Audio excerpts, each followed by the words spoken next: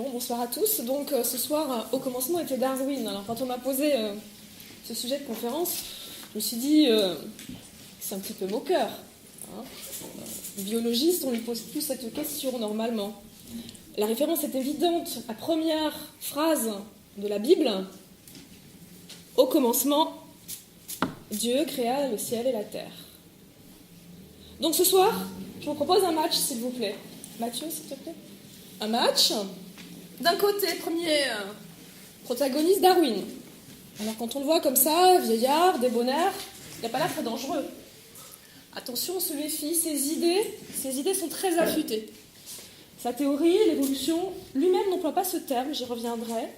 Sa théorie, l'évolution, est le cadre scientifique actuel. C'est ce que j'enseigne, c'est ce qu'on enseigne partout en France, dans la plupart des pays. On verra qu'il y a d'autres pays où c'est un petit peu plus en demi-teinte, mais en tout cas, les scientifiques sont derrière Darwin. Donc Darwin, plus les scientifiques d'un côté, les profs de SVT aussi, forcément.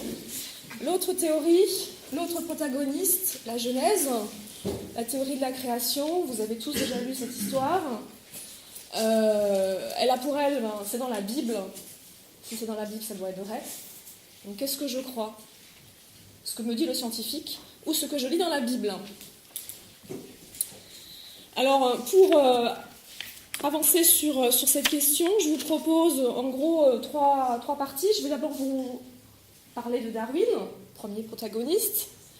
Qu'est-ce qu'il nous a dit il y a 200 ans quand même ? Ensuite, deuxième point, qu'est-ce qu'on dit aujourd'hui quand on est scientifique ? Comment on enseigne Darwin ? Et dans un troisième point, comment se positionnent les religions ? Et on verra que les religions ont eu, au cours de ces 200 ans d'histoire, 3 réponses différentes. Donc d'abord, que nous a dit Darwin ? Ça marche pas, le diaporama ? Alors Darwin, là, jeune Darwin sur la peinture. Darwin est né en 1809, donc il y a un petit peu plus de 200 ans. Ironie de l'histoire, Darwin s'est d'abord destiné à une carrière ecclésiastique. Il voulait être pasteur dans l'église anglicane, et pour être un pasteur, on fait des études. Et donc il est parti de chez lui pour faire des études, et c'est au cours de ces études qu'il a rencontré d'autres naturalistes. Et c'est comme ça qu'il a commencé à regarder le monde différemment. Il a eu la chance, je ne sais pas, la chance de mon point de vue après, de rencontrer beaucoup de personnes intéressantes au cours de ses études, notamment des géologues qui déjà avaient dans l'idée que peut-être notre planète, je vous en prie, n'était pas si figée que ça. Des choses simples, quand on regarde une colline, une montagne, on sait que ça s'érode, il y a des éboulis, ça change. Donc en géologie, on avait déjà l'idée que peut-être que c'est pas immuable. Ce qu'il y a autour de nous a peut-être eu d'autres visages dans le passé. Donc Darwin, lorsqu'il fait ses études dans les années 1820-1825, rencontre beaucoup d'intellectuels et petit à petit, il envisage qu'autour de nous, ça ait pu changer. Que ce qu'on voit aujourd'hui, la biosphère, les animaux, les humains, les paysages, c'est le résultat d'une transformation. Donc ça, c'est quelque chose qui est dans l'air du temps, les scientifiques en parlent. Donc, après ses études, normalement il devait être pasteur, donc il obtient un petit délai en discutant avec son père, d'abord un tour du monde. Pourquoi pas ? Ça fait le voyage pour la jeunesse, on dit. Hein. Donc il part faire le tour du monde, il embarque sur un bateau qui s'appelle le Beagle, il part pendant 5 ans. Vous avez ici la trajectoire, donc il part de l'Angleterre, c'est là-haut. Il fait le tour de Magellan et il revient de l'autre côté, il part 5 ans. Il était naturaliste du bateau, donc son travail à lui, c'était d'observer, de dessiner les oiseaux, les plantes, et donc il a fait plein d'observations. L'une de ses observations les plus célèbres qu'il rapporte, puisqu'il écrira un carnet de voyage, c'est son premier ouvrage publié. L'une de ses observations les plus importantes, ce sont les pinsons des Galapagos. Alors, c'est les pinsons Darwin, ils sont très célèbres. Donc voilà la tête de ces pinsons, grossis évidemment. Ce qu'il a observé, c'est que dans les îles Galapagos, plusieurs îles, sur chaque île vit une espèce différente de pinson. caractérisés notamment par la grosseur de leur bec. Vous avez le pinson à gros bec, numéro 1 là-bas, le nom latin en dessous pour les spécialistes. Celui-ci vit sur une île où le principal aliment disponible pour ces oiseaux sont des fruits secs. Des trucs qu'il faut beaucoup de force pour casser. Imaginez casser une noix à force de vos mâchoires. Vaut mieux être bien outillé.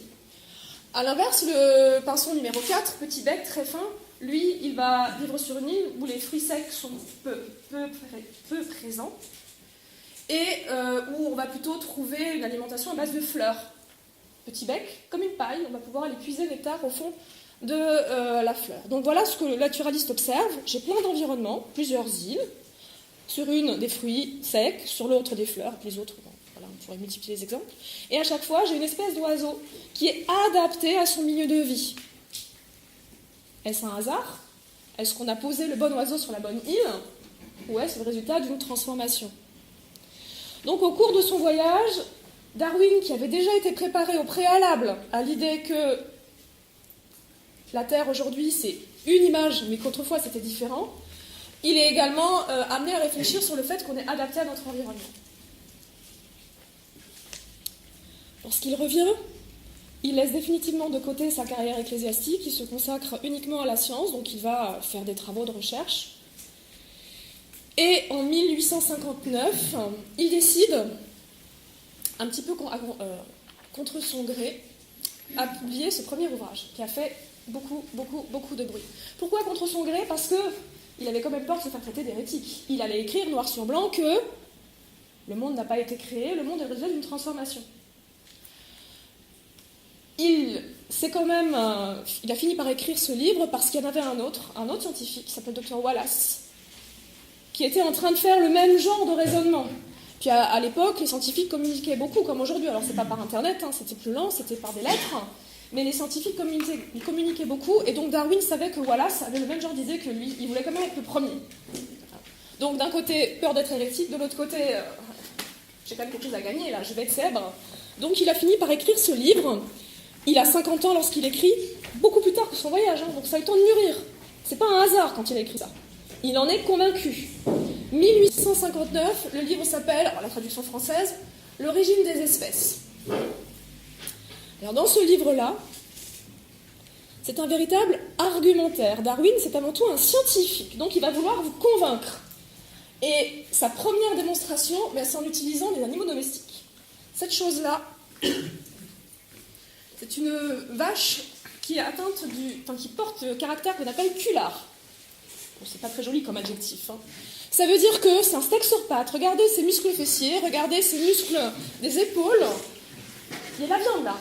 Ce truc-là, cette variété-là, c'est pas quelque chose qui existe depuis longtemps. En Angleterre, c'est un pays d'éleveurs. Ils savent bien que si on veut avoir une vache qui a beaucoup de viande, comme celle-là, il faut que vous trouviez un super papa qui fait beaucoup de steak, une super maman qui fait beaucoup de steak, et vous les croisez ensemble, et le bébé, il aura beaucoup de chances d'être encore plus riche en viande. Donc, avec ce que font déjà les éleveurs ils font ça, dans toute, vous fassiez ça avec des moutons en Angleterre, ou peu importe. Mais c'est quelque chose que les éleveurs connaissent. Et avec cet argument-là, Darwin nous dit, mais je peux changer la biosphère, je peux changer les espèces qui sont autour de moi. Il suffit que je les croise de manière intelligente. Alors là, c'est pour la viande. On pourrait faire la même chose pour une vache qui produit plus de lait, une vache qui n'est jamais malade. On peut multiplier les exemples. Et donc Darwin nous explique, on sait changer et on sait inventer de nouvelles variétés. Petite parenthèse. Quand mes élèves voient ça, ils me disent, on a créé une nouvelle vache. Alors là, je me dis, créer, là, ça va pas du tout. Depuis Darwin, on ne crée rien. J'espère que vous sentez bien ce que veut dire créer. Créer, c'est à partir de rien. Ça, on ne l'a pas créé. On a utilisé la nature. On a modifié, on a mis notre empreinte dessus, d'accord, mais on n'a pas créé. Je ne sais pas si vous sentez la nuance, mais Darwin nous dit, je peux inventer, je peux engendrer, je peux modifier, mais ce n'est pas de la création. Ça, c'est l'homme qui l'a fait. C'est pas beau d'ailleurs. Mais ça, c'est l'homme qui l'a fait. C'est pas une création. Donc, vous voyez que ce mot créer, il est galvaudé à l'heure actuelle. Vous créez des fichiers informatiques, vous avez des créateurs de mode. Non. Le mot créer, on l'utilise dans un contexte très particulier. Donc moi, mes élèves, ça vient tout le temps, ce mot, ce verbe, ils n'arrivent pas à me faire sans. Il y a pourtant plein de synonymes dans lesquels il n'y a pas cette sensation de venir à partir de rien. Donc voilà, Darwin nous dit, non, l'homme ne crée pas, mais l'homme sait modifier la biosphère. Et pourquoi? Ça n'a pas pu se faire tout seul. Ça, c'est le résultat de la reproduction. Au cours de la reproduction, les descendants sont toujours un petit peu différents de leurs parents. Certes, ils leur ressemblent, c'est la même famille, mais ils sont un petit peu différents. Et donc ça change au cours du temps. Ça, c'est la première idée de Darwin. Donc il nous explique et il nous prouve que ça peut changer. La deuxième idée de Darwin, c'est l'idée de l'histoire des pinsons, j'y reviens. La deuxième idée de Darwin, c'est de dire que, ben voilà, si à chaque génération, on a des individus qui sont un petit peu différents, il suffit de nous regarder, on ressemble un petit peu à nos parents, mais on est quand même différents.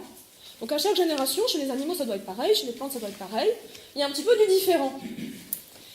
Et si le milieu était une contrainte? Si le milieu est une contrainte et qu'on est tous différents, ben peut-être qu'il y en a qui s'en sortirait mieux. Et alors, on s'adapte à son milieu. Voilà la deuxième proposition de Darwin. Ça change de manière un petit peu spontanée au fur et à mesure des générations, mais à chaque fois, il y a un tri. On garde ceux qui sont adaptés à leur environnement. Et donc, ça ne change pas tout à fait par hasard. Sur l'île avec les fruits durs, on va garder les pinsons au gros bec. Sur l'île avec les jolies fleurs, on va garder les pinsons avec un bec effilé. Donc ça change, mais ça change selon les contraintes du milieu. Et donc Darwin nous explique qu'aujourd'hui, la biosphère est le résultat d'une évolution. C'est pas la biosphère d'autrefois. Et au fur et à mesure, on s'adapte à son environnement. Dans le livre que je vous ai rapidement présenté, Darwin ne fait absolument pas mention de l'homme. Je vous rappelle, il est un petit peu prudent. Il attaque le cas de l'homme beaucoup plus tard, 1871. Il publie un livre qui s'appelle « La défendance de l'homme », et c'est dans ce livre-là qu'il va expliquer que l'homme, c'est pareil. C'est comme les animaux domestiques, c'est comme les pinsons des Galapagos. L'homme est une espèce comme les autres. Elle est le résultat de l'évolution d'espèces ancestrales. Et c'est ça qui va faire mal.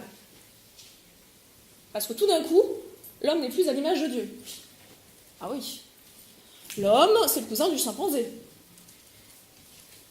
L'homme a dans son arbre généalogique d'autres sortes de singes. Ça passe pas. Du moins dans le grand public. Alors les scientifiques, ils sont convaincus. On les a convaincus que ça marchait pour les animaux. Pour un scientifique, l'homme ayant le cœur, l'estomac, les intestins au même endroit que les autres mammifères, c'est un animal. Les scientifiques, ils sont convaincus. Donc, lorsqu'il a publié ça en 1871, d'un côté, les scientifiques, ils étaient à fond pour Darwin, petite nuance près, il y en avait qui n'étaient pas tout à fait d'accord sur le mécanisme, mais globalement, les scientifiques étaient convaincus. Il n'y a pas de création, il y a une transformation de la biosphère. Darwin, d'ailleurs, de son vivant, a reçu plusieurs médailles de l'Académie londonienne des sciences. Ça prouve bien qu'il est reconnu par ses pairs. Mais le grand public, c'est pas ça. Vous avez ici, dans le coin, une caricature qui date de 1871, donc l'année même de la sortie de son ouvrage sur l'homme, publié, je ne sais plus dans quel journal, je n'ai pas noté la référence. Donc là, vous voyez, c'est la tête de Darwin, je ne sais pas si vous le reconnaissez par rapport à la première photographie, c'est le même vieillard à barbe, corps de singe. Et puis, quand je vous disais que le grand public n'était pas d'accord, voilà un petit poème écrit par Victor Hugo. Quand un grave anglais, correct, bien mis, beau linge, me dit « Dieu t'a fait homme et moi je te fais singe, rends-toi digne à présent d'une telle faveur, cette promotion me laisse un peu rêveur. » Donc ce qui choque, c'est ça, on n'est plus sur notre piédestal. C'est pour ça que le grand public n'est pas d'accord. C'est quand même plus sympa d'être à l'image de Dieu que d'être le cousin du singe. Donc, dès 1871, on a une espèce de dichotomie dans l'opinion. Les scientifiques, qui ne sont pas les plus nombreux, soutiennent Darwin, sont convaincus. Et de l'autre côté, le grand public, qui a plutôt envie de dire que c'est une belle rigolade. Je vous dirai ce que disent les religions un petit peu plus tard. Bon, vous vous doutez bien que ça n'a pas plu. L'Église anglicane a été la première à protester. Les catholiques très vite. Je reviendrai sur ce point de vue à la fin. Je vais d'abord continuer à faire la défense de Darwin, enfin du moins de ce qu'il dit. Alors aujourd'hui, ce qu'on enseigne, c'est pas le darwinisme. Aujourd'hui, ce qu'on enseigne, ça s'appelle la théorie synthétique de l'évolution. C'est un peu pompeux. En fait, ce qu'on a rajouté par rapport à ce qu'avait vu Darwin il y a presque 200 ans, c'est l'ADN. On a découvert l'ADN en 30 ans, dans les années 50, les chromosomes. Et donc maintenant, on peut expliquer. Ce que Darwin avait vu, on peut l'expliquer par les chromosomes, par l'ADN. Et du coup, on a tout un corpus de faits qui sont, que je peux confronter à l'expérience. Ce corpus de faits, c'est ce qu'on appelle une théorie. Alors, quand les scientifiques utilisent le mot théorie, c'est pas comme dans la rue, une théorie, c'est pas un truc un peu fumeux. Quand le scientifique utilise le mot de théorie, c'est qu'il est sûr de lui. Une théorie, pour un scientifique, c'est un ensemble de concepts qui explique beaucoup de choses, et surtout, qui a un support expérimental. Le scientifique, il affabule pas. Il se base sur des expériences. Mais quand le scientifique utilise le mot théorie, il est également, normalement, conscient du fait que si une expérience prouve que c'est faux, alors je vais mettre une croix sur la théorie. Ça, c'est le programme de philo de terminale. Je ne sais pas si ça vous dit encore quelque chose. Claude Bernard, il avait déjà dit ça, et c'est toujours vrai.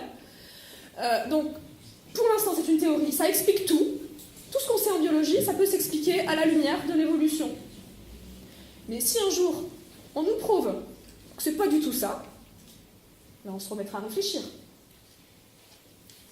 Donc pour l'instant, le scientifique pense qu'il a une théorie, c'est-à-dire quelque chose de bien carré, de très rigoureux. Cette théorie, en plus, il lui met l'adjectif synthétique. Ça fait une synthèse, ça tient vraiment compte de tout ce qu'on sait. On a l'habitude de dire en science que tout s'explique maintenant à la lumière de cette théorie de l'évolution. Le mot évolution n'a pas été prononcé par Darwin, donc il a été rajouté par les gens qui travaillent sur l'ADN.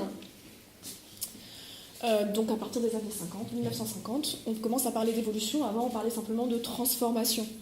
Le mot d'évolution nous a fait un petit peu de tort à nous scientifiques, parce que souvent, quand on a l'idée d'évolution, on a l'impression que c'est un progrès.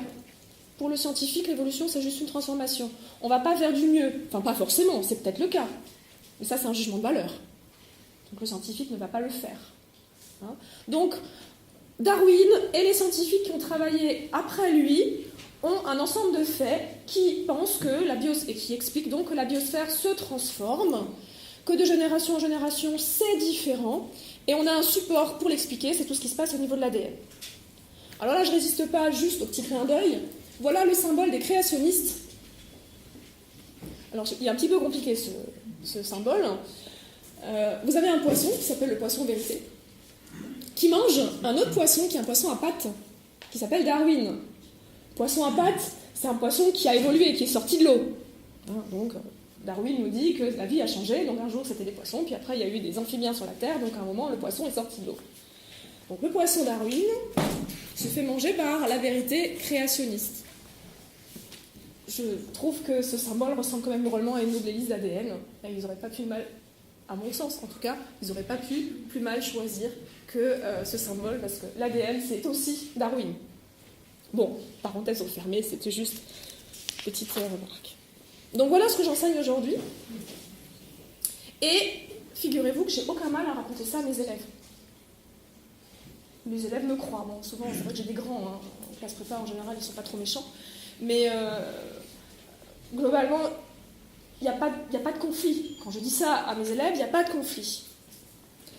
Regardez alors c'est un histogramme, en science on aime bien les histogrammes. Donc ça c'est le résultat d'un sondage, pays par pays. On commence avec l'Islande, le Danemark, la Suède, la France vient en 4e position. Les deux derniers, les États-Unis et la Turquie. Ce qu'on a demandé aux gens, vous avez entre parenthèses le nombre d'interrogés, c'est en gros à peu près 1000 personnes par pays. Dans les plus petits pays, il n'y en a que 500. Dans les grands pays comme les États-Unis, à peu près 1500 personnes. Donc on a interrogé des gens et on leur a demandé, pensez-vous que la théorie de l'évolution est vraie ? Bleu, vrai. Rouge, faux. Regardez la ligne de la France, 4e ligne. La grande majorité des gens, sur 1000 personnes interrogées, on a 80% qui ont dit « oui, c'est vrai ». La vie évolue. On est d'accord. Il y a un taux de gens qui disent « non, c'est faux », qui est extrêmement faible. Ça existe, hein. Même en France, des gens qui disent « non, c'est faux ». Mais donc, vu cet état d'esprit, on n'a pas de mal à convaincre nos étudiants que, oui, il y a une évolution. D'autant plus que les programmes sont plutôt bien faits, c'est instillé par petites touches. On commence dès la 6e. Dès la 6e, on vous apprend à classer les bestioles. On vous dit, les vertébrés, on les met dans tel groupe. Ah, ils ne ressemblent pas aux insectes parce qu'ils n'ont pas les pattes fichues pareilles. On fait des petits groupes. Et puis après, on a l'idée qui se fait toute seule. Si on est dans la même famille, c'est qu'on a les mêmes ancêtres. Nous, si on a les mêmes, quand on se ressemble dans une famille, c'est qu'on a les mêmes grands-parents. C'est pareil. À l'échelle de temps différente. Donc, dès la 6e, on commence, vous voyez ? Et petit à petit, on instille ça. C'est vraiment enseigné avec des vrais mots scientifiques, toute la théorie, à partir de la première S. Donc je ne sais pas si parmi vous, certains ont fait une première S et une terminale S, donc on a dû vous raconter ça. Mais ça passe très bien. Alors de temps en temps, il semble vraiment, ça m'est jamais arrivé, mais il y a des collègues qui relèvent que de temps en temps, sur les copies du bac, il y a quand même des gens qui marquent. Je vais répondre à la question avec les mots qu'a utilisé le prof, mais dans ma tête, je pense autre chose. Bon. Donc il y a quand même, de temps en temps, un conflit. Le conflit va se faire dans le domaine de l'enseignement plus qu'ailleurs, parce que c'est dans ce domaine-là où vous allez avoir deux vérités qui s'affrontent. Le prof a dit « Je suis de la même famille que le singe. Maman m'a dit, et le curé m'a dit, que j'ai été créé à l'image de Dieu, ça va pas. » Donc c'est dans le domaine de l'enseignement où vraiment les deux théories, parce que sinon, si on n'est que chez soi, qu'on n'entend qu'une version, ou qu'on va que à l'école, ça c'est pas possible, mais qu'on n'entend qu'une autre version, il n'y a pas de problème.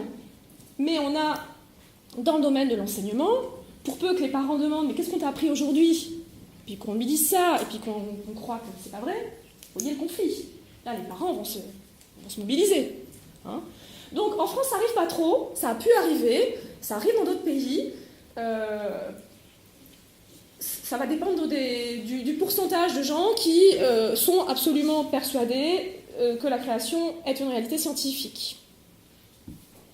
Sachez que, quand même, il y a des pays où on hésite à enseigner ces théories de Darwin, même des pays pour lesquels, a priori, d'après ce graphique, regardez l'Angleterre, United Kingdom, pays de Darwin, eh bien, on n'enseigne à aucun niveau avant l'université l'évolution du genre Homo.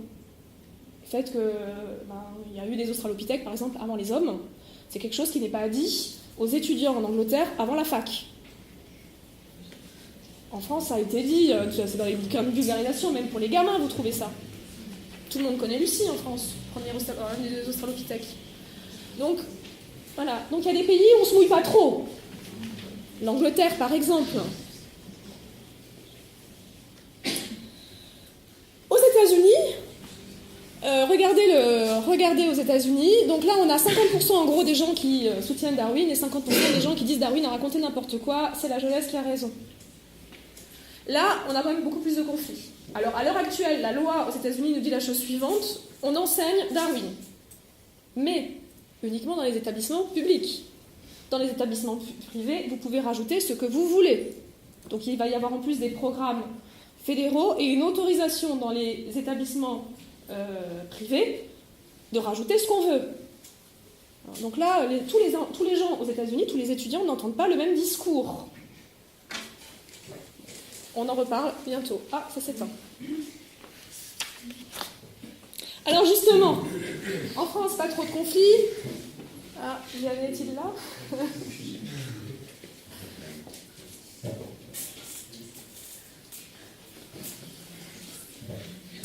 Ça va être une super transition avec le moment de blanc. Je change de protagoniste. J'ai mis Darwin en avant. Que nous disent les religions ? Alors les religions se sont positionnées de 3 façons différentes vis-à-vis de ce message. La première réponse, c'est ce qu'on appelle le créationnisme Young Earth. D'après cette théorie-là, je dois prendre la Genèse au pied de la lettre. Le monde a été créé en 6 jours. La Terre a l'âge indiqué dans la Bible que je peux calculer. J'additionne l'âge de tous les patriarches. Et je vais tomber sur la Terre a été créée environ 4000 ans avant Jésus-Christ. D'où le nom de créationnisme Young Earth. Donc, d'après cette théorie-là, non seulement Darwin a faux, c'est la Genèse qu'il faut prendre au pied de la lettre. Mais en plus, j'élimine le Big Bang. La Terre a été construite, créée par Dieu, et pas il y a 4,5 milliards d'années, il y a 6 000 ans, 4 000 avant Jésus-Christ. Donc là, on élimine, on dépoussière d'autres choses. Il n'y a pas que Darwin. Darwin, donc c'est le truc qui fait parler parce que ça nous touche, on est des singes. Mais il y a d'autres choses qui sont à mettre dans le même sac. Alors cette théorie-là, ça a été... Mathieu, s'il te plaît. Ça a été la réponse de l'Église catholique au tout début. Darwin a parlé en 1871. J'ai trouvé une citation de Léon XIII, pape à l'époque, de 1893. Donc 22 ans après. Voilà ce qu'il écrit. Les livres de l'Ancien Testament et du Nouveau Testament doivent être reconnus comme sacrés et canoniques, parce qu'ils ont été écrits sous l'inspiration du Saint-Esprit et ont ainsi Dieu pour auteur. Si c'est Dieu qui a inspiré directement, quand on a écrit la Genèse, Dieu ne peut pas se tromper. Donc c'est vrai. Vous voyez le discours. Ça a changé. On ne dit plus ça aujourd'hui dans l'Église catholique. Je reprendrai l'évolution de ce qu'ils ont dit. Mais c'est encore le discours qu'on entend dans l'islam. Le Coran aurait été dicté à Mahomet par l'ange Gabriel, messager de Dieu. Si le messager dit ça, il n'y a pas de raison qu'il mente. Donc c'est vrai. Donc là, je me retrouve vraiment avec ces deux vérités là qui sont vraiment en contradiction. Et à l'heure actuelle, donc chez les musulmans, c'est assez virulent. Je vous propose une attaque des créationnistes contre les scientifiques menée par la Turquie. Donc en 2007 a été écrit ce livre qui s'appelle L'Atlas de la création. C'est un livre magnifique, papier glacé, que des photos, très joli bouquin. Et ce bouquin a été distribué dans tous les lycées de France. À Montagne, on en a eu un. Distribué gratuitement, magnifique bouquin. Il est arrivé au CDI. Le CDI ne savait pas ce que c'était. Il est venu nous l'apporter dans le laboratoire de sciences. Puis on a ouvert ce livre. Magnifique, premier abord. Je me suis dit, c'est quoi, c'est beau. Et en tournant les pages, en fait, l'idée, c'était que tous les fossiles qui existent. Ah oui, parce que pour prouver que l'homme descend de quelque chose, il a fallu trouver des fossiles. Lucie, par exemple. Donc dans ce livre, il photographie tous les fossiles et il trouve une espèce actuelle qui ressemble. Et il dit, mais en fait, c'est pas un fossile, c'est un truc qui est mort il y a pas longtemps, et puis c'est le même, quoi. Il est un peu tordu, il est un peu couché sur le flanc, enfin bon, on va trouver plein d'explications. Mais donc ils ont essayé de démonter fossile par fossile l'idée que la vie a changé. Pour ensuite faire, pendant 200 pages, une explication où il nous explique qu'effectivement, le monde a été créé. Donc de temps en temps, on a quand même des piqûres comme ça. Les scientifiques, on vient nous chercher, on nous dit, attention, ce que tu dis, c'est pas juste. C'est moi qui détiens la vérité. Donc, ce livre-là, immédiatement, il a été retiré. Il est dans un placard maintenant au CDI, on n'a pas le droit de le montrer aux étudiants. Le ministre de l'Éducation nationale de l'époque nous a interdit de le montrer aux étudiants. On ne l'a pas jeté pour autant, parce que c'est un beau livre.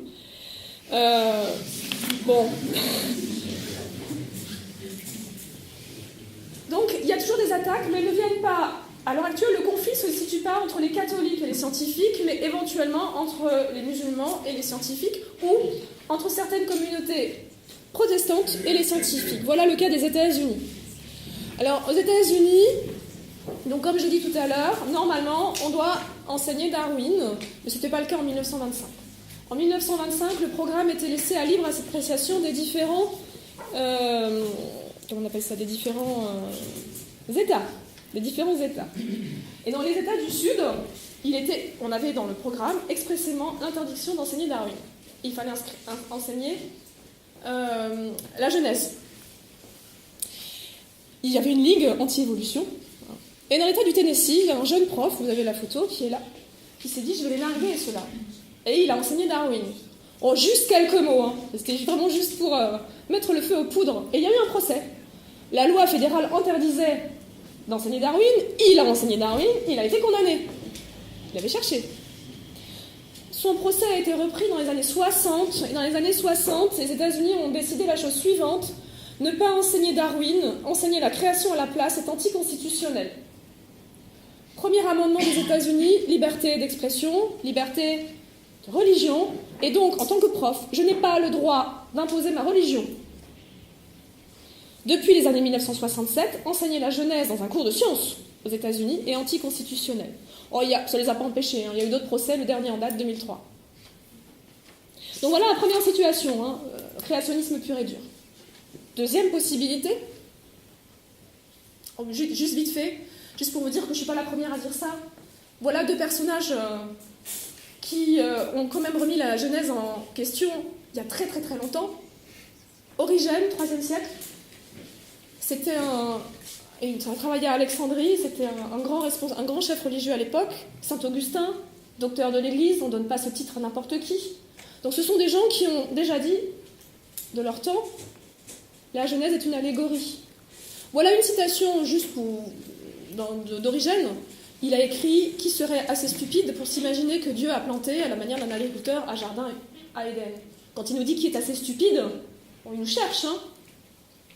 Donc là, dès ces dates-là, il y a des gens dans l'Église catholique qui nous disent peut-être que la Genèse est une allégorie. Et saint Augustin a beaucoup réfléchi.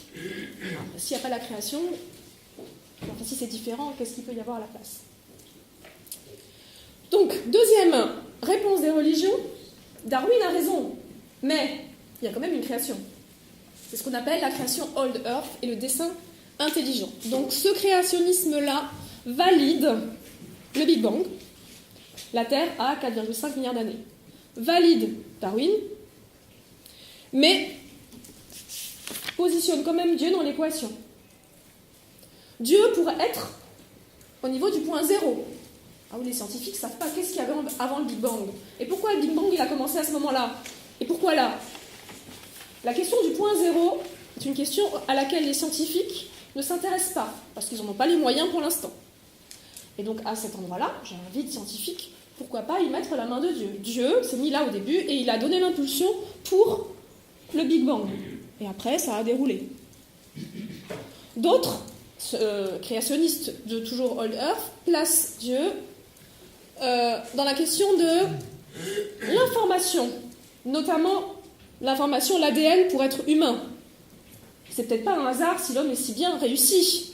Peut-être que dans mon ADN, il s'est passé quelque chose.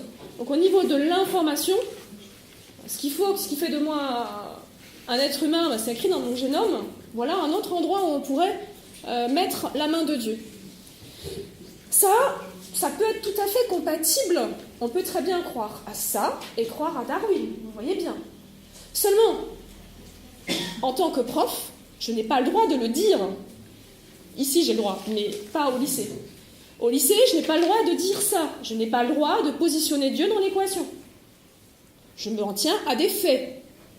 Parce que sinon, pourquoi pas imaginer, je pourrais croire, je sais pas, un grand géant là qui a tout d'un coup à amener de la matière et baf le Big Bang. Pourquoi pas un géant plutôt que Dieu. Ça, je n'ai pas le droit de le dire. Je n'ai pas le droit de faire intervenir une force surnaturelle, une force supérieure. Je n'ai pas le droit. Parce que ça ne se prouve pas par la science.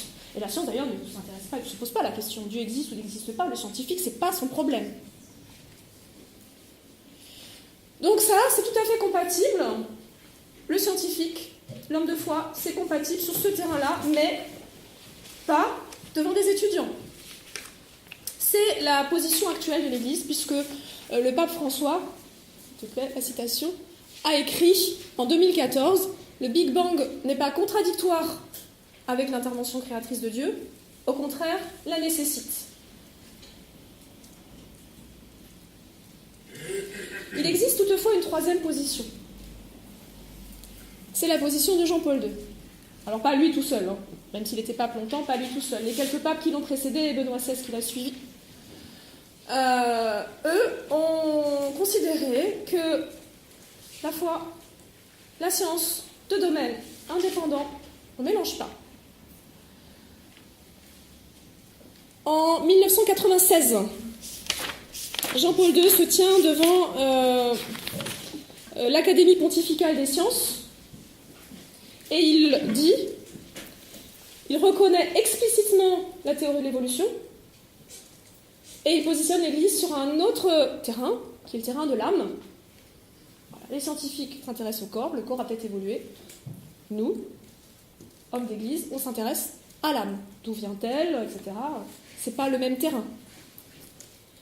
Il écrit une encyclique qui inclut cette problématique, mais qui dépasse, l'encyclique Fides et Ratio, la foi et la raison, où il écrit par exemple que la foi et la raison sont comme deux ailes qui permettent à l'esprit humain de s'élever vers la contemplation de la vérité. Je peux très bien utiliser la foi pour réfléchir ou pour m'ouvrir au monde, et je peux très bien utiliser ma réflexion. Pas forcément sur les mêmes sujets. C'est pas incompatible. Donc voilà une position intermédiaire. Pour conclure, cette position intermédiaire qui permet de concilier tout le monde, vous la trouverez également dans cet ouvrage. Voilà, si vous voulez continuer à réfléchir sur ce sujet, je vous conseille ce livre, c'est un petit livre de poche, qui s'appelle Dieu versus Darwin, qui a été écrit par Jacques Arnoux, qui est à la fois biologiste et frère dominicain. Donc il a les deux étiquettes et les deux, il est fort dans les deux domaines. Donc voilà, c'est aussi quelqu'un qui a réfléchi à ça et qui arrive à concilier les deux et qui se pose clairement contre les créationnistes. Voilà, j'ai fini de parler. J'espère que j'ai été claire.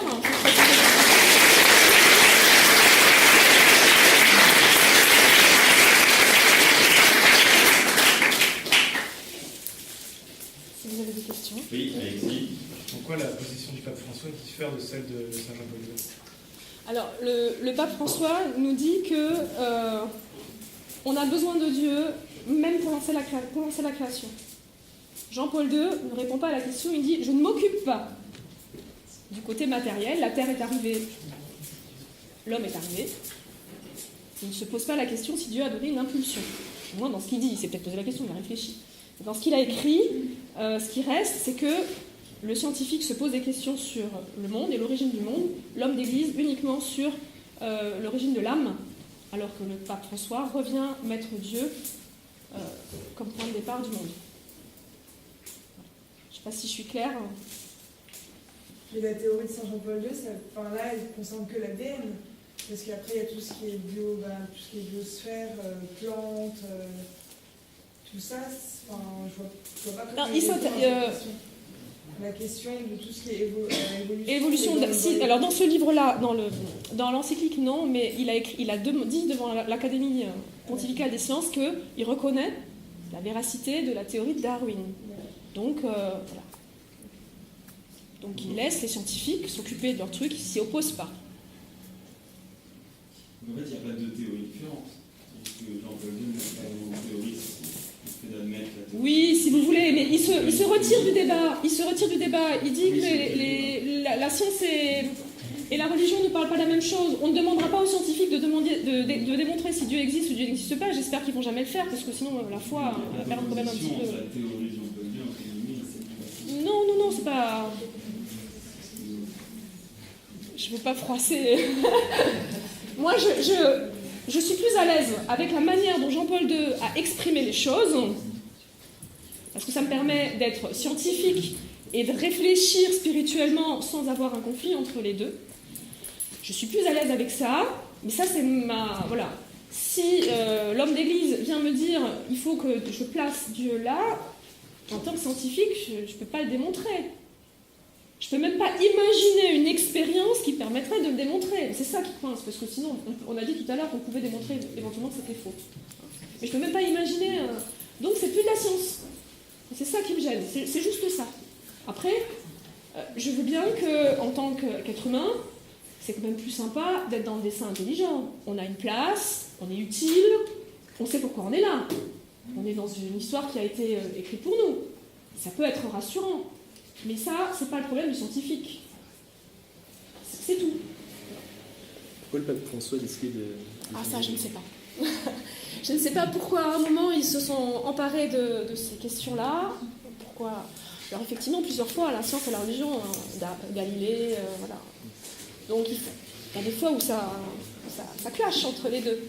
Donc pourquoi, au moment T, ils décident d'en parler ou pas, je ne peux pas vous dire. Là, je dépasse mes compétences. Là, vous nous avez présenté la position de Saint Jean-Paul II, la position du pape François. Oui. Et que dit, Quelle a été l'influence sur les travaux de l'Académie pontificale des sciences, justement? Alors, l'Académie pontificale de sciences, déjà, il faut savoir qu'elle est composée de scientifiques du monde entier. En toujours des grands noms, il y a des prix Nobel, il y a des Lapis, etc. Je ne sais même pas s'ils sont tous catholiques ou croyants. C'est un interlocuteur scientifique, donc il va les faire réfléchir. L'Église les fait réfléchir sur des problèmes éthiques. L'idée, c'est que on va essayer de donner des conseils éthiques aux scientifiques. Donc, c'est l'une des missions de cette académie. Je ne sais pas si c'est la seule. Donc c'était je pense pour Jean-Paul II simplement un interlocuteur intelligent. Enfin voilà, plutôt que de faire une annonce à la presse, on va parler à des gens qui comprennent. Je pense qu'à un moment il fallait que l'Église se positionne parce que le texte de 1893, il est toujours dans le magistère de l'Église, hein, le Léon XIII, oui, donc ce texte est toujours là. Donc à un moment il fallait que l'Église elle se positionne, peut-être différemment ou pas. D'ailleurs ils ont fait le choix de changer. Et donc, vous dites que. Est-ce que c'était dans quel texte qui s'est prononcé, Léon XIII? C'est une encyclique, mais j'ai oublié le nom. Je peux pas. Parce qu'il en a écrit beaucoup. Hein. Donc j'en ai feuilleté. Donc ça veut dire que, officiellement, la position de l'Église, c'est toujours celle de 1893? Ah non, parce que l'encyclique de Fides et Ratio, elle a été écrite après. D'accord. Alors après, je ne suis pas spécialiste pour vous dire comment on gère l'accumulation de textes. Et les deux textes sont toujours là dans le magistère de l'Église. Voilà. Dire que la Bible et tout ce qu'il y a dans la Bible est la vérité, c'est quoi les carmézo, c'est canonique Sacré et canonique. Sacré et canonique, c'est pas forcément. J'ai mis des petits points. Je ne sais pas si vous avez vu, j'ai mis des petits points parce que j'ai pris que des morceaux de la phrase. C'est pas forcément. Oui, non, mais l'idée c'est. J'ai pris une citation coupée. L'idée c'était que. Oui. Tu vois, parce que c'est vrai, ça c'est vraiment. Alors là, ça me dépasse. C'est vrai. Là, on me raconte quand même une histoire avec un début, un milieu et une fin. Premier jour, deuxième jour, troisième jour. Oui, mais c'est sur la vérité du message, de la. C'est une allégorie. Non, mais les créationnistes, ceux qui. Non, bien sûr, mais moi, j'ai l'impression que ce texte, il peut rester dans le magistère, il n'est pas forcément contradictoire avec ce que vous pensez. Je vous ai sorti qu'une citation. D'accord. Donc il faudrait regarder la suite. Voilà. Donc sur une citation, oui. Si vous pouviez parler librement à vos élèves, qu'est-ce que vous leur diriez? Je ne changerai pas mon discours. Parce que je suis convaincue de ce que dit la science aujourd'hui. J'ai aucune preuve. Voilà. Et ma spiritualité ne concerne que moi et ma famille.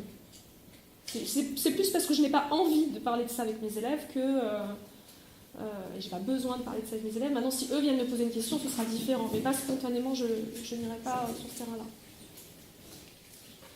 Après, je suis dans l'éducation publique, hein, donc nous, on n'a pas le droit, par exemple, on n'a pas le droit de porter de croix, on n'a pas le droit d'avoir de signes distinctifs de n'importe quelle religion, même très discret.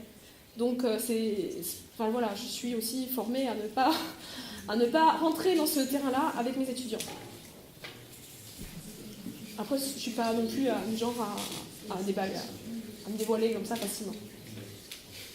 Alors moi, j'ai du mal à comprendre comment des mutations infimes et hasardeuses, parce que ce que j'ai compris, ça arrive par hasard, puissent avoir pour conséquence la création, par exemple, d'un organe aussi complexe que l'œil, qu'on prend par exemple souvent, qui est très complexe. Argument qui est toujours repris par les créationnistes. Effectivement, l'un de leurs arguments de base, c'est que c'est tellement bien fichu. Il n'y a que Dieu qui pouvait penser. Non, moi c'est pas ça, j'ai l'impression que ça doit être dicté par quelque chose. Oui, mais alors l'œil, il faut que vous imaginiez que pour générer un œil, on doit toucher sur à peu près 2000-3000 gènes. Alors bon, c'est pas les uns après les autres, hein, mais on a des yeux beaucoup plus simples, et puis on arrive à l'œil, voilà, super truc. C'est une mutation qui a permis de faire un truc un peu mieux, puis une autre mutation peut-être sur un autre gène qui a permis d'améliorer. On dispose pour l'invention de l'œil de 500 millions d'années. Hein. C'est quand même beaucoup. Nous pouvons faire des mutations et avoir des générations sur 500 millions d'années. Hein. Comptez le nombre de générations qu'on peut avoir, le nombre de descendants qu'on peut avoir. Donc ça nous laisse quand même du temps pour imaginer les mutations. Donc il faudrait déjà savoir exactement quels sont les gènes qui sont impliqués dans la construction de l'œil. Ça, on les connaît à peu près. Il faudrait savoir dans quel ordre ils jouent. Ça, on ne sait pas. On sait que artificiellement je prends une souris, j'enlève tel gène, il n'y a plus d'œil. J'enlève tel gène, il n'y a plus d'œil. J'enlève tel gène, il n'y a plus d'œil. Bon, oui. C'est un peu... mais du coup, on va trouver 2000 gènes qui participent à la formation d'un œil. Dans quel ordre ils jouent biologiquement, je ne sais pas. Donc après, la mutation, ça va être rendre un gène plus actif, rendre un gène plus fort, plus efficace. Plein de hasard là-dedans. Et trop de leviers pour que ma petite imagination puisse reconstruire l'histoire. Si j'ai 2000 gènes, j'ai 2000 leviers sur lesquels je peux jouer. Lesquels ont effectivement joué, je n'en sais rien. Alors, c'est sans doute un challenge pour les gens qui luttent contre le créationnisme, parce que c'est l'argument... là, il revient souvent. Je ne sais pas pourquoi. Mais parce que j'ai l'impression que c'est tellement complexe. C'est pas pour tout le corps. Mais pour tout le corps, c'est sûr. Et on se demande comment l'accumulation de choses hasardeuses puisse converger vers quelque chose comme une œuvre d'art, j'ai envie de dire. Oui, on a l'impression qu'il y a quelque chose qui guide cette évolution vers quelque chose. Alors, l'idée de guider, ça aussi, il y a aussi des ratés. Si c'était parfaitement guidé, il ne devrait pas y avoir de ratés. Il y a quand même eu des ratés. Non, pas forcément. Parce que peut-être que la vie lutte contre la matière.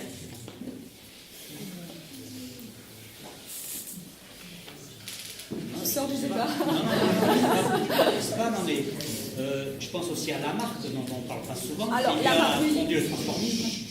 Et lui, il a l'air plutôt d'être, je ne sais pas, dans ce sens de... Non, Lamarck nous dit le message suivant. Lamarck a parlé 50 ans avant Darwin. Et Lamarck nous dit les choses suivantes. Au cours de ma vie, je me transforme. Et je vais transmettre à mes enfants ce qui a changé chez moi au cours de ma vie. L'image qu'il prend, c'est la girafe. La pauvre girafe qui, pendant toute sa vie, tire son cou. Peut-être qu'à la fin de sa vie, elle aura 2 cm de plus. Et si elle transmet ce cou un petit peu plus grand à ses enfants, il naîtra déjà avec 2 cm de plus, puis il pourra tirer un petit peu plus. La génération. Vous voyez l'idée. Donc c'est une autre théorie. Le seul point commun entre Darwin et Lamarck, c'est que ça change. Sur ça, ils sont d'accord. Le mécanisme qui est derrière est différent. Mais on y revient à Lamarck. Il n'avait peut-être pas si tort que ça. Et comment les gens là, qui sont les scientifiques, ils expliquent le fait que l'homme soit capable de penser par rapport au singe? Alors, le scientifique n'esquive pas. Il a sa propre théorie de la pensée, qui est un réseau électrique à l'intérieur du corps, de la tête. Il ne sait pas le décrire en entier. Donc il dit, j'ai pas une théorie. C'est pas une théorie encore. C'est un ensemble de faits qui semblerait que c'est des neurones, c'est l'activité électrique, c'est super compliqué. Donc on essaie de décoder. Effectivement, c'est pas rassurant de se dire je suis juste mes sentiments, ma mémoire, mes émotions, tout ce que je fais, c'est juste de l'électricité. C'est le point de vue du scientifique et c'est pas quelque chose qui est construit, c'est un réseau d'hypothèses. Mais attention, un réseau d'hypothèses, c'est un modèle, c'est pas une théorie. Peut-être que dans 5 ans, on dira mais non, l'électricité là-dedans, finalement, c'est autre chose. Parce qu'il y a de l'électricité, hein. On fait un ECG, il y a de l'électricité. Mais là, on est en train de construire des modèles, c'est-à-dire on réfléchit, si ça passait comme ça, si ça se faisait comme ça. Et je suis bien d'accord que de se faire réduire à un ensemble de signaux électriques, c'est pas glamour. Mais comme quand on a été réduit à l'état de singe, peut-être qu'on arrivera à dépasser cette difficulté intellectuelle. Voilà. Oui. Qu'est-ce que peut empêcher à la communauté des scientifiques à appeler la théorie de Darwin une loi? Parce qu'on parle bien d'une loi de gravité, par exemple. Qu'est-ce qui empêche la communauté donc, scientifique d'appeler la loi de Darwin? Déjà, il n'y a pas d'équation derrière, parce que la loi de la gravité, il y a une équation. Il n'y a pas d'équation derrière. Je ne sais pas si ça suffit. Le biologiste, il n'a pas besoin d'avoir de loi. Il décrit, il est content, comme ça. C'est aussi après, selon les champs disciplinaires, en biologie, on n'a pas de loi. Si on a une loi, c'est la loi de Mendel, et c'est calculé. Chaque fois qu'on peut calculer, on a des lois. Les petits chromosomes qui se... Là, on a une loi. Mais sinon... Et puis, c'est pas... Ça ne tient pas en une phrase. La théorie de la gravité, ça tient... Enfin, la loi de la gravité, c'est une équation, une phrase. Si on veut. Darwin, je peux réduire... faire très court, mais il y a quand même plein de choses dedans. Oui. Et on parlait tout à l'heure de l'œil qui apparemment pose plus de difficultés chez les créationnistes que chez les Darwin. Est-ce qu'il existe en revanche des éléments qui pose problème même aux scientifiques purs. C'est-à-dire qui pose problème. C'est-à-dire qu'on a du mal à intégrer la théorie. On a du mal à expliquer. Oui, il y a des choses qu'on n'explique pas. Mais bien sûr. Mais qui, pour l'instant, il n'y a rien qui suggère que ce soit faux, ou même bancal. Il y a des choses qu'on n'explique pas encore, qui peut-être un jour seront... Prenez l'exemple du cerveau tout à l'heure. Pourquoi on a un cerveau qui fonctionne comme ça? Quelle est l'histoire de l'œil? Alors l'œil, il gêne, c'est souvent ce qui est pris par les créationnistes parce que c'est trop sophistiqué. L'idée, c'est pas par hasard que ça a pu arriver. Et donc forcément, il y a un guide derrière. Ou alors, on a souvent comme argument, c'est trop beau. Si c'est beau, forcément, il y a une inspiration divine derrière. Ça pourrait être beau par hasard, et puis il y a des trucs moches. Voilà. C'est souvent les arguments, c'est toujours les mêmes qui reviennent. Hein. C'est trop sophistiqué, c'est trop beau, donc ça peut pas être l'homme. Alors si je prends la référence de la vache que je vous ai montré tout à l'heure, c'est peut-être vrai, mais l'homme peut peut-être aussi faire du beau, et puis là, c'est pas parce que c'est beau que c'est forcément divin, a priori. Mais c'est un argument qu'on sort souvent. Le discours des créationnistes est extrêmement bien rodé, ils ont des arguments qui reviennent toujours. Et quand ils ont vendu une conférence, ce soir il n'y a pas eu. Quand ils ont vendu une conférence scientifique, d'un congrès scientifique sur Darwin, souvent ils viennent, ils se mettent comme ça dans toute la salle, un peu de manière clairsemée, et ils vont poser leurs questions. Ils sont extrêmement coordonnés, même en France. Il y a on appelle ça une association de créationnistes, il y a à peu près 800 membres en France, qui cotisent, après il y en a d'autres. Et quand il y a des conférences, ils viennent et ils sont très organisés, ils sont là pour déstabiliser les gens qui parlent.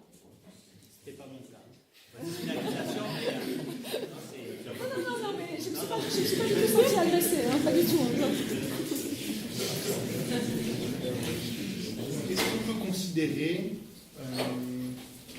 l'acquisition par l'homme de l'âme comme un avantage évolutif ou pas? Est-ce que l'homme a des avantages évolutifs? Oui. Après, on est très nombreux. Est-ce que ça vient de l'âme? Mystère. Je ne peux pas le démontrer. Je reprends encore une fois, je ne peux pas le démontrer. Je ne peux même pas imaginer une expérience pour le faire.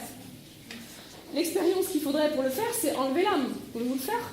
Et voir si sans l'âme, je me débrouille tout aussi bien. Pouvez-vous le faire?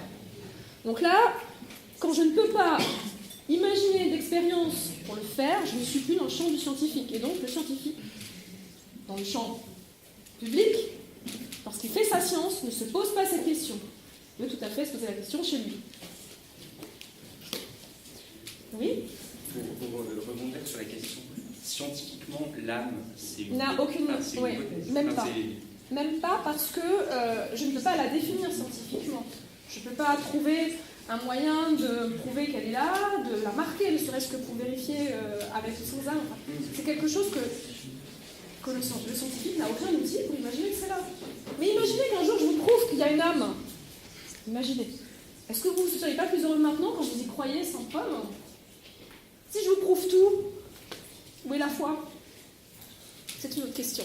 S'il n'y a plus de questions, je ne peux pas dire le mot de la fin, mais je voudrais attirer l'attention de ceux qui sont chrétiens parmi vous et qui donc se posent avec pertinence la question sur laquelle nous avons réfléchi ce soir.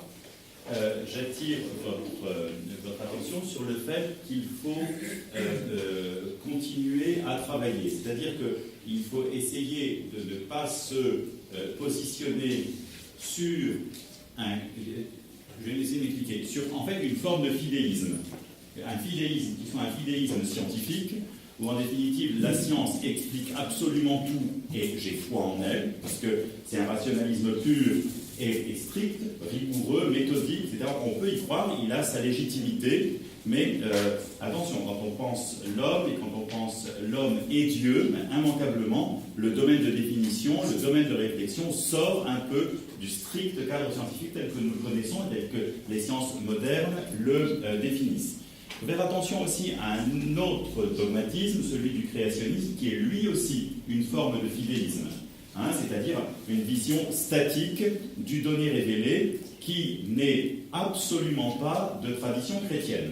Hein, le fidéisme est même condamné comme tel. Hein, le fait de dire c'est la foi donc c'est comme ça, le c'est comme ça est considéré comme, alors je ne sais pas si c'est une hérésie, je sais pas quoi, mais comme une erreur grave, intellectuelle et morale par la tradition chrétienne. On ne croit pas parce que c'est comme ça. On croit aussi parce qu'on est dans une certaine mesure capable d'expliquer ou de rendre compte de ce que l'on croit. Et c'est là où je pense la science et la science et la religion peuvent aussi se rencontrer. J'insiste, pardonnez-moi si c'est un peu polémique, voilà, vous allez très vite comprendre, sur le fait que le christianisme enseigne cela depuis des siècles, depuis des millénaires même, puisque cette phrase « nous devons être capables de rendre compte de l'espérance qui est en nous, de la foi qui est en nous » est de Saint Pierre. Hein, et de Saint Pierre, on la trouve chez Saint Pierre, donc le premier disciple du Christ. On trouve chez les pères de l'Église, on vous a parlé tout à l'heure d'Origène, on vous a parlé de Saint Augustin, ensuite bien évidemment, vous savez que nous sommes attachés dans cette maison à Saint Thomas d'Aquin, mais aussi Saint Bonaventure, Saint Anselme, tous les grands théologiens, docteurs de l'Église du Moyen-Âge, et puis après aussi les docteurs de l'Église, les grands saints, ou même simplement de grands théologiens qui continuent à réfléchir sur cette question, nous montrent que le fidéisme n'est pas le lot n'est pas l'attitude qui convient à un chrétien. Et c'est ici que je suis polémique.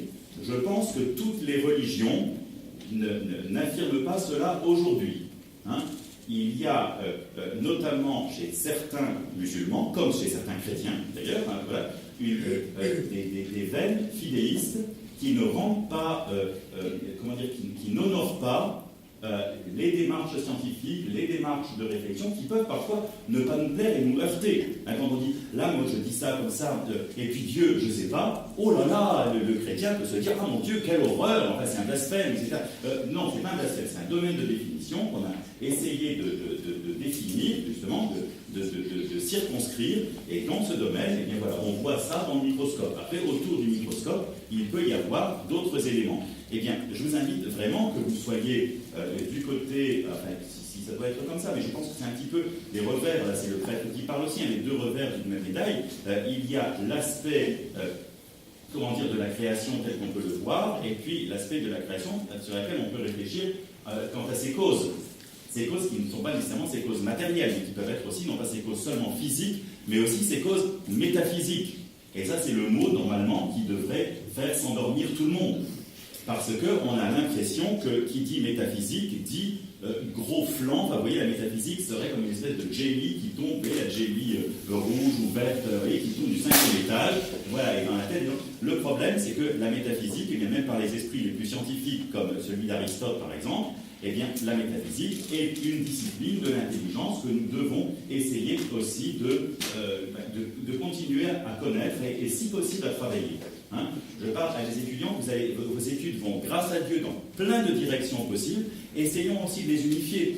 Ne soyons pas seulement sur un domaine raison par raison, raison-tort, etc. Enfin, c'est une espèce de petit match. Essayons je pense qu'il y a une question aussi de progrès, tout simplement, en disant en faisant cette remarque. Je vous encourage vraiment à travailler et à ne pas avoir peur ni de la science, ni de la théologie, qui doivent normalement être rassemblés par la raison et aussi par la réflexion et par l'amour de la vérité.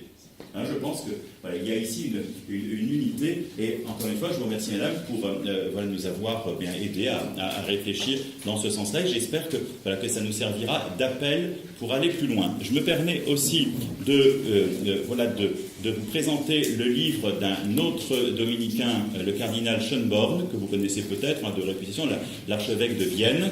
Le cardinal Schönborn a écrit, il y a quelques années, un livre « Hasard ou plan de Dieu », et on retrouve notre question, la création et l'évolution vue à la lumière de la foi et de la raison, comme il est probablement un des principaux rédacteurs de l'encyclique Fides et Ratio. Voilà, hein, il sait à peu près lui aussi de quoi il parle, mais sous le versant qui n'est pas nécessairement antithétique, hein, comme les deux versants d'une montagne, sur le versant plus du théologien. Voilà. Quand même une dernière question, comme ça on laisse à Madame Ayer le dernier mot avant de nous retrouver à la chapelle. Adrien. Ce que je pense que vous disiez, c'est est-ce que dans le monde scientifique, en fait, j'ai l'impression, pour revenir sur les fidéismes, c'est figé en fait, dans le monde scientifique, qui n'est pas vraiment, par rapport à Darwin, qui n'est pas vraiment de non, je pense pas que ce soit figé. Je pense que pour l'instant, tout simplement, tout ce qu'on observe ne permet pas. Enfin, il n'y a rien qui nous donne l'envie de remettre en question. Mais j'ai bien dit que c'est une théorie. Si le jour où on trouve quelque chose qui le remet en question, on le remettra en question. Bon, il y a toujours des scientifiques bornés. Hein. Bon. Un scientifique qui réfléchit correctement ne doit pas être borné. Doit... Est-ce que dans le monde scientifique, non. Il y a, pour l'instant, il n'y a aucune. Qui tendrait à... Vers la création, vers le créationnisme. Non, pas la création, mais d'autres. Pas sur ce sujet-là, non.